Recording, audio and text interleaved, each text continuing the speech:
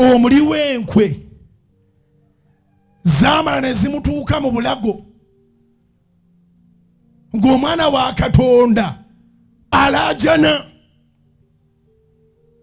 n'agenda yeeyambikamu omuguwa nga Yesu alina amaanyi agagugaana okumutuga. Tebakulima nga Yesu talina limiti, alina amaanyi agagugaana omuguwa okutuga Yuda.